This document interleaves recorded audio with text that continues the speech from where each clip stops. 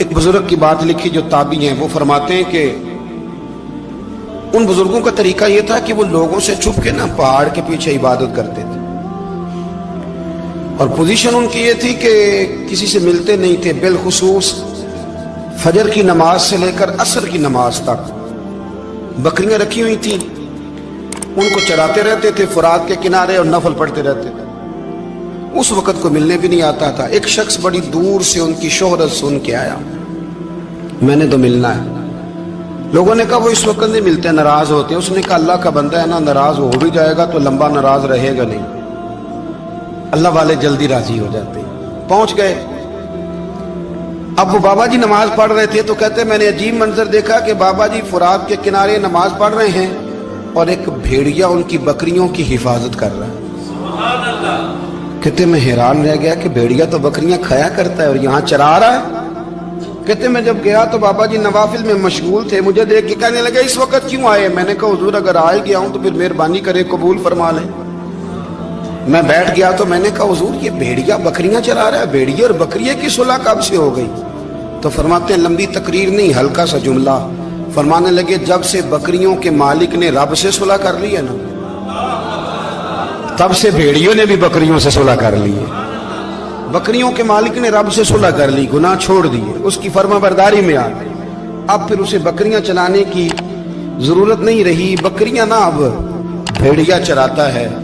کہتے ہیں میرے اوپر کپ کپی طاری ہو گئی بزرگوں کی بات سن کے، اور مجھے پیاس لگی اور خواہش آئی کہ پتہ نہیں اب بابا جی کچھ کھلائیں پلائیں گے بھی کہ نہیں، بابا جی کچھ کھلائیں گے بھی کہ نہیں۔ کہتے میرے دل میں خیال تھا تو بزرگوں نے ایک لکڑی کا پیالہ، ان کے پاس وہ غار میں بیٹھے تھے تو ایک چھوٹا سا پتھر تھا، اس کی ڈھلان بنی ہوئی، بابا جی نے اس کے نیچے لکڑی کا پیالہ رکھا، وہ رکھا ہی تھا تو وہ دودھ سے بھر گیا۔ کہتے انہوں نے مجھے دیا تو ٹھنڈا اور میٹھا دودھ، میری طبیعت خوش ہو گئی۔ بابا جی نے دوبارہ وہی پیالہ اسی جگہ رکھا تو شہد سے بھر گیا۔ 1000 سال پہلے داتا صاحب لکھ رہے ہیں، کہتے مجھے دیا۔ میں نے فوراً کہا، میں نے کہا حضور یہ دودھ تو گائیں بھینس دیتی ہے، پہاڑوں سے تو نہیں نکلا کرتا، اور شہد تو شہد کی مکھیاں دیتی ہیں، پتھروں سے تو نہیں نکلتا، یہ آپ کہاں سے نکال رہے ہیں؟ تو کہتے ہیں وہ قرآن مجید پڑھنے لگے۔ وَإِذِ اسْتَسْقَىٰ مُوسَىٰ لِقَوْمِهِ، جب موسیٰ کی قوم نے ان سے پانی مانگا، فرمانے لگے موسیٰ کی نافرمان قوم پانی مانگے، حضرت موسیٰ پتھر پہ ڈنڈا مارے تو اللہ وہاں سے 12 چشمے جاری کر دے۔ جو رب حضرت موسیٰ کی نافرمان قوم کے لیے پتھر اور پہاڑوں سے چشمے نکال دیتا ہے نا، وہ محمد عربی کے غلاموں کے لیے پتھر اور پہاڑوں سے دودھ اور شہد بھی نکال دیا کرتا ہے۔ وہ بزرگ کہنے لگے بس بات یہ ہے کہ آج بھی ہو اگر ابراہیم کا ایمان پیدا تو آگ کر سکتی ہے انداز گلستاں پیدا۔ کہنے لگا حضور پھر میرے لیے بھی دعا کریں۔ آپ فرمانے لگے پھر دعا نہ کرا تو مدینے والے کی غلامی شروع کر، تو نبی کریم کی غلامی شروع کر، تو رسول پاک کی غلامی شروع کر۔ ایک بات علم، پھر فرمایا اللہ رسول سے محبت، پھر فرمایا حضور کی غلامی۔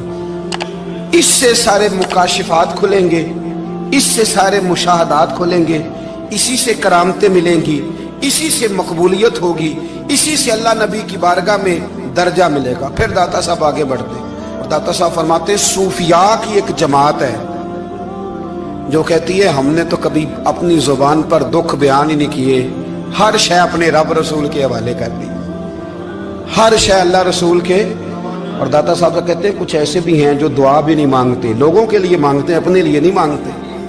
آپ دعا کیوں نہیں مانگتے؟ تو کہتے ہیں اللہ کو تو پتہ ہی ہے ہمیں کیا چاہیے، اسے تو پتہ ہی ہے۔ ایک بزرگ کی بات لکھی ہے داتا صاحب نے، میری جماعت میں مزاج ہے کرامتوں کا، مجھے وہ ساری باتیں بھی آتی ہیں کہ ایک بندہ کراچی سے آیا، داتا صاحب حاضری دی تو اس کی لاٹری نکل آئی، یہ بھی مجھے آتی ہے، لکھی پڑھی ہے میں نے، کتابوں میں ہے یہ بھی۔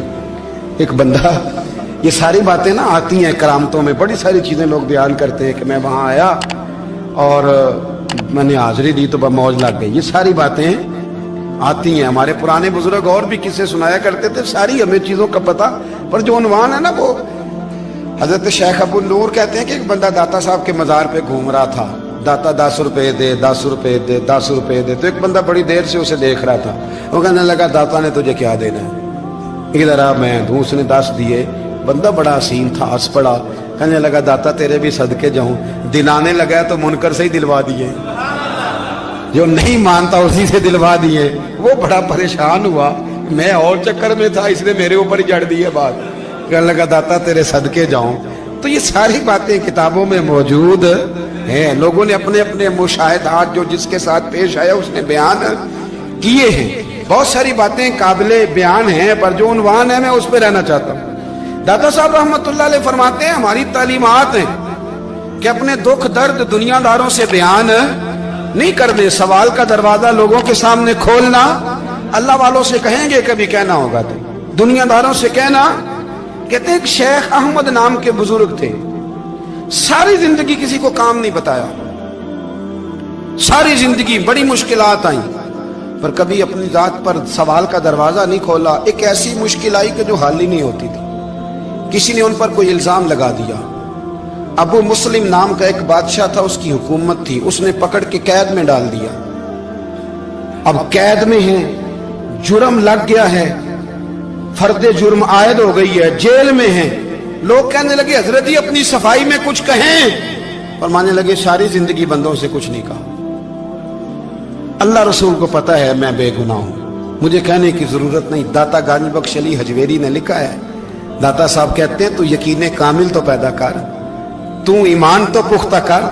दाता साहब कहते हैं वो अबू मुस्लिम जो बादशाह था वो नेक आदमी था, उसे रात को ख्वाब में नबी करीम की जियारत नसीब हुई, और हुजूर सैयद आलम सल्लल्लाहु अलैहि वसल्लम फरमाने लगे तूने अल्लाह का एक नेक बंदा जेल में डाल दिया, डर नहीं आता, वो तो बेगुनाह है।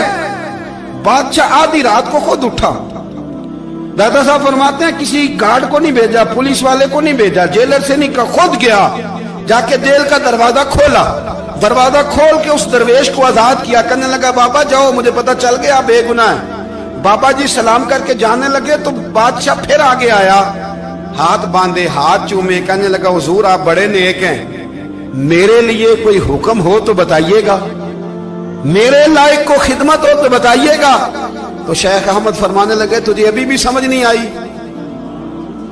तुझे अभी भी नहीं समझ आई। कहने लगा हुजूर क्या?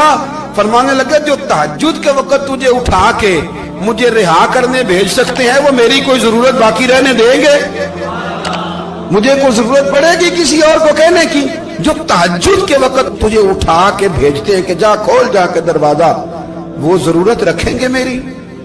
जरूरत मुझे रहेगी कि मैं तुझे और कोई काम, अभी भी तुझे समझ नहीं आई? तो दाता अली अजमेरी रहमतुल्लाह अलैह फरमाते हैं असल में हमारी तबीयत है, हमने बंदों से दिल लगा लिया है। दिल अल्लाह रसूल से लगाओ, किसी बंदे से लगाना तो उससे लगाओ जो अल्लाह वाला हो।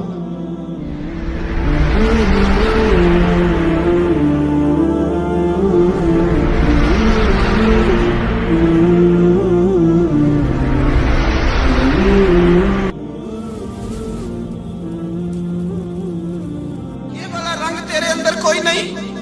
अबू सुफियान आए उन दिनों जिन दिनों हालात बड़े कठिन थे, इख्तलाफ शिद्दत का था।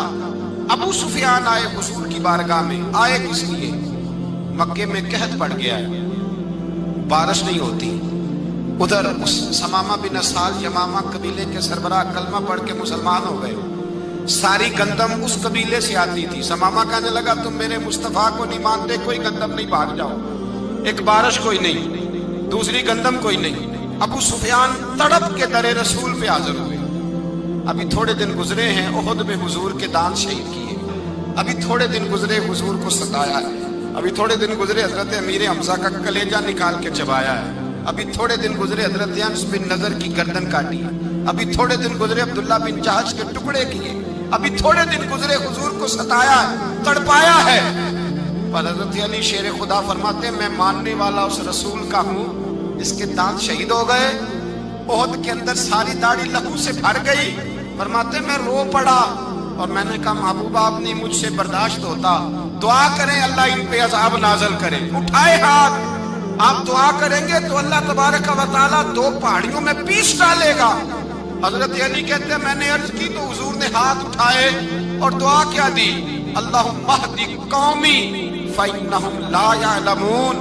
अल्लाह मेरी कौम को हिदायत दे दे, ये जानते नहीं ये क्या कर रहे हैं। अल्लाह इन्हें हिदायत दे। ये इखलाक हसना का मेयार تھوڑے دن پہلے